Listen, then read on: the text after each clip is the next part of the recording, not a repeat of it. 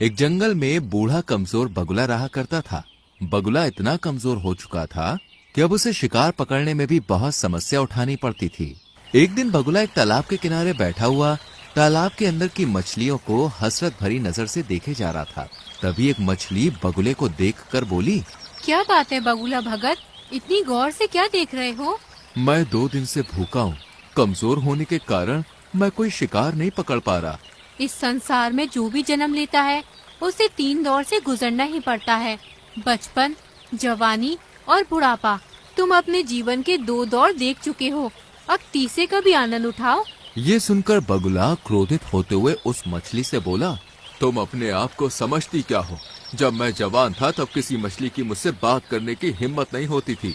लेकिन अब तुम जवान नहीं हो। मजाक उड़ा रही हो? तुम इसी काबिल हो बगुले भगत। मैंने तुम्हारे चर्चे अपनी माँ और अपनी दादी से सुने हैं। जब तुम जवान थे तब तुम बहुत ही बुरे स्वभाव के थे। अब तुम बूढ़े हो चुके हो, इसलिए तुम्हारा मजाक उड़ाकर मैं तुमसे अपने पूर्वजों के साथ किए गए दुर्व्यवहार का बदला ले रही हूँ। बस इतना बोलकर मछली बगुले का मजाक उड़ाती हुई वहाँ से चली गई। बगुला उदास होकर जाती हुई मछली को देखकर अपने आप से बोला, काश मैं जवान होता तो इस स्वादिष्ट मछली को जरूर खाता। मगर बगुला नहीं जानता था कि इस दृश्य को दूर से एक कबूतर बैठा हुआ देख रहा था। कबूतर तुरंत उड़ता हुआ मीनू मौसी और रानू चिड़िया के पास जा पहुंचा और उन दोनों की ओर देखकर बोला, जब से मैंने बगुले का हाल देखा है तब से तो मुझे बुढ़ापे से डर लगने लगा है। रानू चिड़िया चौंकती हुई बोली, तुम कहना क्या चाहते हो? रानू, आज मैंने तालाब के किनारे एक बूढ़े बगुले को देखा। मैंने देखा कि किस तरह से एक मछली उसके बुढ़ापे का मजाक उड़ाती हुई वहाँ से चली गई। वो बेचारा बगुला 2 दिन से भूखा है। कबूतर की बात सुनकर रानू चिड़िया उदास होती हुई मीनू मौसी की ओर देखकर बोली, मीनू मौसी, क्या हम भी जब बूढ़े हो जाएंगे तो क्या हमारा भी हाल बगुले की तरह होगा? नहीं रानू, ऐसा कुछ नहीं होगा, क्योंकि हम सभी अपने बुढ़ापे का इंतजाम करके चलेंगे। और रहा सवाल उस बगुले का, तो उसके बारे में सुनकर मुझे बुरा लग रहा है, लेकिन कोई भी किसी का ऐसे ही मजाक नहीं उड़ाता। ये सुनकर रानू चौंकती हुई बोली, आप कहना क्या चाहती हैं मीनू मौसी? देखो, कबूतर ने केवल उस बगुले का बुढ़ापा देखा है, क्या पता वो जवानी में कैसा हो। जो भी हो मीनू मौसी, हमें उस बगुले की मदद करनी चाहिए। हम उसकी मदद भला किस प्रकार से कर सकते हैं? हम तो स्वयं कमजोर पक्षी हैं और हम सब शाम तक मेहनत करके बड़ी मुश्किल से स्वयं अपना पेट भर पाते हैं। इतना बोलकर मीनू मौसी वहाँ से चली गए। मगर रानू चिड़िया के दिमाग में बार बार बेचारे उस बूढ़े बगुले का विचार आ रहा था। रानू चिड़िया इसी उधेड़ बुन में उड़ती हुई जंगल के दूसरे छोर पर जा रही थी कि तभी उसकी नजर एक चील पर पड़ी। रानू चिड़िया ने देखा कि उस चील के इर्द गिर्द बहुत सारे पक्षी गोल घेरा बनाए हुए बैठे थे। अरे ये चील तो हमारे जंगल की नहीं लगती, और ये सारे पक्षी इस चील के सामने सम्मान पूर्वक क्यों बैठे हुए हैं? मुझे जाकर पता करना चाहिए। रानू चिड़िया उड़ती हुई उस चील के पास पहुंच गई और वहां बैठे हुए काले कौवे से बोली, काले कौवे, आखिर हमारे जंगल के सारे पक्षी इस चील के सामने क्यों बैठे हुए हैं? और ये चील तो हमारे जंगल की नहीं लगती। रानू, ये कोई मामूली चील नहीं है, बल्कि चमत्कारिक और विचित्र चील है, जो दूसरे जंगल से भ्रमण करती हुई यहाँ तक आई है। कुछ दिनों बाद ही यहाँ से चली भी जाएगी। जितने भी पक्षी यहाँ मौजूद हैं, उनकी कोई ना कोई समस्या है। वो सब अपनी समस्याओं का समाधान करवाने के लिए इस चील के पास बैठे हैं। रानू चिड़िया हंसते हुए काले कौवे से बोली, मुझे तुमसे ऐसी अंधविश्वास भरी बातों की उम्मीद नहीं थी। नहीं रानू, मैं स्वयं अपनी आंखों से इस चील का चमत्कार देख चुका हूँ। तभी वो चील रानू चिड़िया की ओर देखकर बोली, मैं कोई पाखंडी चील नहीं हूँ, मुझ में वास्तव में चमत्कारिक शक्तियाँ हैं। मैं कैसे मान लूँ? तो फिर तुम मुझे बताओ, तुम क्या देखना चाहती हो कि तुम्हें विश्वास हो जाए कि मैं एक चमत्कारिक चील हूँ? हमारे जंगल में एक बगुला बूढ़ा हो चुका है। बूढ़े होने की वजह से बेचारा वो शिकार नहीं कर पा रहा है। उसे कई कई दिन तक भूखा रहना पड़ता है और जंगल के प्राणी उस बेचारे बगुले का उसके बुढ़ापे का मजाक उड़ाकर चले जाते हैं। अगर तुम वास्तव में चमत्कारिक चील हो तो फिर तुम कुछ ऐसा करके दिखाओ कि वो बगुला दोबारा जवान हो जाए। रानू चिड़िया की बात सुनकर चील रहस्यमय अंदाज में रानू चिड़िया से बोली, हमें प्रकृति के नियमों के खिलाफ नहीं जाना चाहिए। जो एक बार बूढ़ा हो चुका है उसे बूढ़ा ही रहने दो। तुम प्रकृति के नियमों को समझती नहीं हो। कहीं ऐसा न हो कि तुम्हें बाद में पछताना पड़े और दोबारा मेरे पास आना पड़े।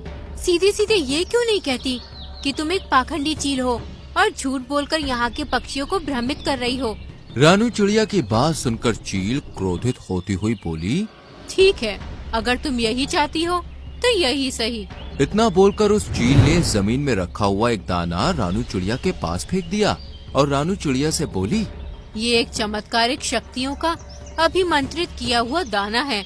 जाओ जाकर इस दाने को उस बगुले को खिला दो। वो बगुला जवान हो जाएगा, उसके अंदर जवानी जैसी ही शक्तियाँ आ जाएंगी। चील की बात सुनकर रानू चिड़िया उस दाने को उठाकर तुरंत उस तालाब के किनारे बैठी हुई बगुले के पास पहुंच गए और उसे सारी घटना बताते हुए बोली, जब मुझे कबूतर ने तुम्हारे बारे में बताया तब मुझे तुम्हारे लिए बहुत बुरा लगा, इसलिए मैं तुम्हारे लिए चमत्कारिक दाना लाई हूँ। तुम जैसे ही इस दाने को खाओगे दोबारा जवान हो जाओगे, फिर तुम्हें भूखा नहीं रहना पड़ेगा और ना ही कोई तुम्हारा मजाक उड़ाएगा। चील की बात सुनकर बगुला खुश होते हुए रानू चिड़िया से बोला, तुम तो वाकई बहुत अच्छी हो रानू, मैं इस दाने को जरूर खाऊंगा।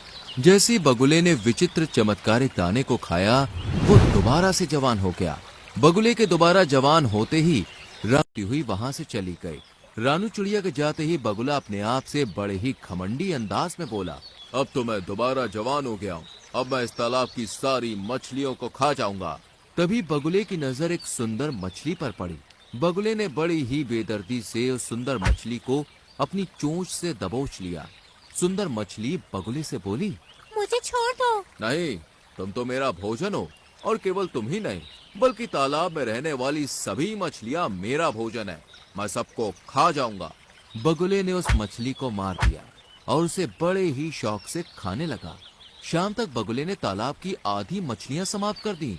जो मछलियां उसे स्वादिष्ट लगती वो उसे खा जाता और जिन मछलियों में उसे स्वाद नहीं लगता तालाब के किनारे उन्हें फेंक देता और वो मछलियां तड़प तड़प कर मर जाती। अगले दिन कबूतर अपने पुत्र जो कि एक बच्चा था उसके साथ वहां से गुजर रहा था। कबूतर अपने पुत्र को उड़ना सिखा रहा था। तभी उसकी नजर बगुले पर पड़ी जो कि जवान हो चुका था। कबूतर अपने बेटे के साथ तुरंत उस बगुले के नजदीक पहुंच गया। तुम्हें जवान देखकर मुझे बहुत ही अच्छा लग रहा है। तभी कबूतर की नजर वहां मरी हुई मछलियों पर पड़ी। ये तो तालाब की मछलियाँ हैं।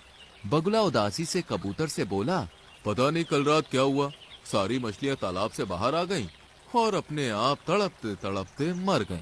ये तो बहुत बुरा हुआ। वैसे भी मछलियाँ तुम्हारा बहुत मजाक उड़ाती थी। अच्छा सुनो, मुझे एक बहुत जरूरी काम है और ये मेरा छोटा बेटा है, मैं इसे उड़ना सिखा रहा हूँ। क्या तुम कुछ देर के लिए इसका ख्याल रख सकते हो? हाँ हाँ क्यों नहीं, तुम आराम से जाओ और अपना काम समाप्त करके आना, तब तक मैं तुम्हारे बेटे का ख्याल रखूंगा। कबूतर वहां से चला गया। बगुला कबूतर के उस नन्हे बच्चे को गौर से देखने लगा। सच तो ये था कि उसके मुंह में पानी आ रहा था।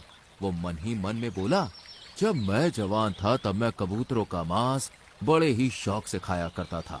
कबूतर का मांस मेरा पसंदीदा मांस था।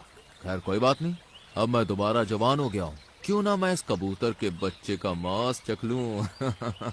तभी वो कबूतर का बच्चा बड़ी मासूमियत से बगुले से बोला, क्या हुआ, आप मुझे इतनी गौर से क्यों देख रही हैं? तुम्हें देखकर मेरी भूख और बढ़ती जा रही है। इतना कहकर बगुले ने अपनी चोंच से उस कबूतर के बच्चे को बड़ी ही बेदर्दी से मार दिया और उसे खा गया। कुछ देर के बाद जब कबूतर वहां पर आया तो अपने बच्चे को ना पाकर वो बगुले से बोला, अरे मेरा बच्चा कहाँ गया? तभी तालाब से एक मछली निकलकर बाहर आ गई और कबूतर से बोली, तुम्हारे बच्चे को यही बगुला भगत खा गया है। ये सुनकर कबूतर अविश्वास भरी नजरों से बगुले की ओर देखने लगा। तभी बगुला अकड़ता हुआ कबूतर से बोला, हाँ हाँ खाया है, तो इसमें समस्या क्या है? मुझे मांस पसंद है और तुम्हारे बच्चे का मांस मुझे बहुत ही ज्यादा अच्छा लगा, इसलिए मैं उसे खा गया। ये तो बहुत गलत बात है। तो तुम क्या कर लोगे? तुम मेरा मुकाबला नहीं कर सकते। समझ गया, इसका मतलब इस तालाब के अंदर रहने वाली मछलियों को भी तुम नहीं मारा है। इतना बोलकर कबूतर उड़ते हुए रानू चिड़िया के पास पहुंच गया और उसे सारी घटना बताते हुए बोला, मुझसे बहुत बड़ी भूल हो गई रानू चिड़िया, वो बगुला बूढ़ा ही सही था। मुझे तुम्हारे बच्चे की मौत के बारे में सुनकर बहुत बुरा लग रहा है और मुझे अपने ऊपर पछतावा भी हो रहा है। उस चील ने बिल्कुल सही कहा था, हमें प्रकृति के नियमों के साथ छेड़छाड़ नहीं करनी चाहिए। चलो मेरे साथ। रानू चिड़िया कबूतर के साथ उस चील के पास पहुंच गई और सारी घटना बताती हुई बोली, मुझे क्षमा कर दो चील, मैंने तुमसे कहा था परंतु तुमने मेरी बात नहीं मानी। खैर अभी भी कुछ नहीं बिगड़ा। इतना बोलकर उस चील ने एक और दाना रानू चिड़िया के सामने फेंक दिया। इस दाने को उस बगुले के ऊपर फेंक देना, वो दोबारा बूढ़ा हो जाएगा। रानू चिड़िया तुरंत उस दाने को लेकर उस बगुले के पास पहुंच गई और ऊपर से उसने वो दाना बगुले के ऊपर फेंक दिया। दाना शरीर से स्पर्श होते ही बगुला फिर से बूढ़ा हो गया। अरे ये मेरे साथ क्या हो रहा है? मैं तो फिर से बूढ़ा हो गया।